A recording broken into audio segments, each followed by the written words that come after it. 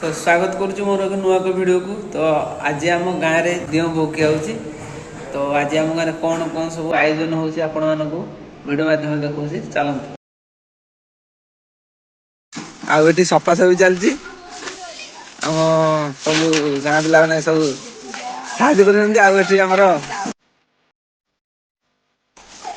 एठी हमर चित्ता बुडची कोन जोटीटी ह पूरा सबुआडे पड़िबो मंदिर चारिपटे। हाँ सब पड़िबो खाली रहिला राती की देखा हबो आ किछ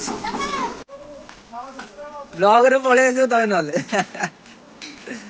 हाय हां कौन ब्लॉग कर दे। अरे दिन रे इन देखै पुनी राती देखा हबो ना नहीं हैं ब्लॉगर डैनी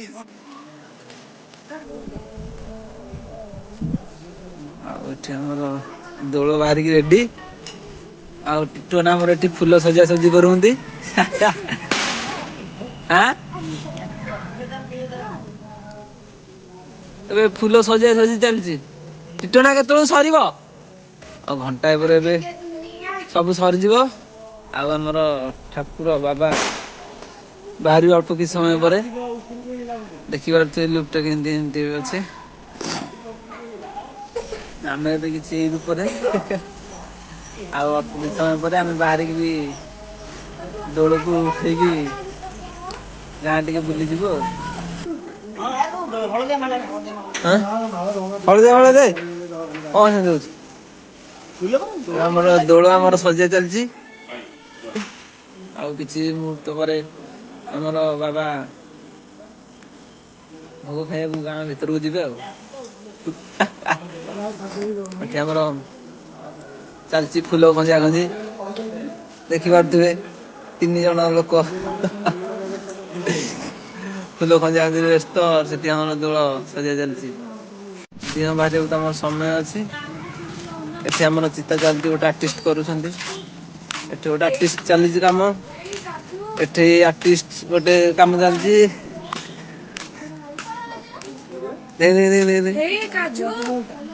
ଏଠି ଗୋଟେ ଆମର ଚାଲିଛି ଆର୍ଟିଷ୍ଟ କୁହନ୍ତି। ଏଠି ଗୋଟେ ବଡ ଚିତାଟା ହବ ଆଣିକି ଆଉ ବଡ ଆର୍ଟିଷ୍ଟ ଗଲେ।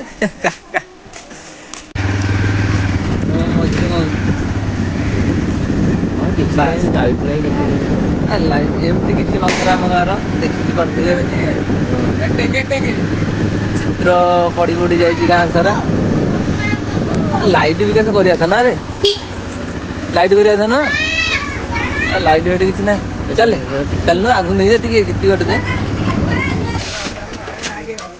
ର ଠାକୁର ଆସିବାକୁ ତ ସମୟ ଅଛି ତ ସେ ପର୍ଯ୍ୟନ୍ତ ଚିତା ହେଇ ପଡୁଛି।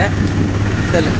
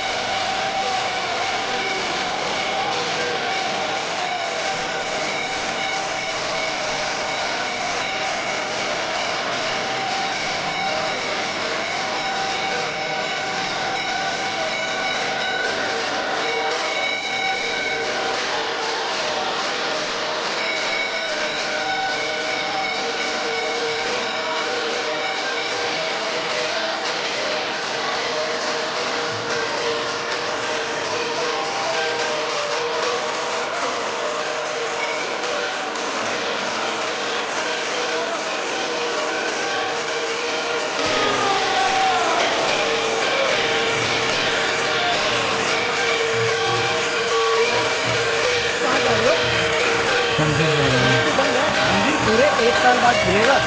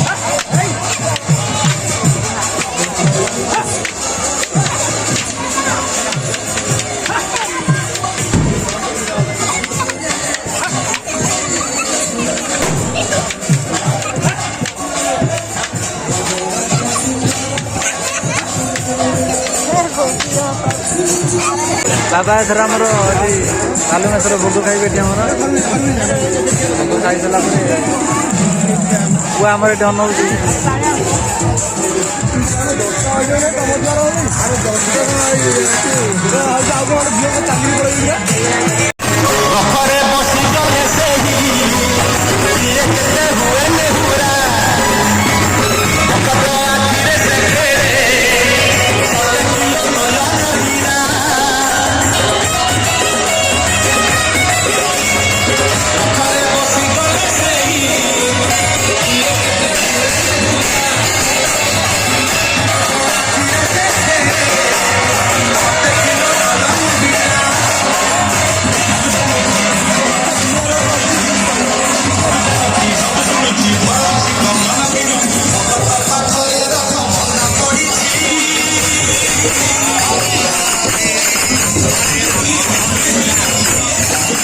हाँ ऐसे ही लाइक कर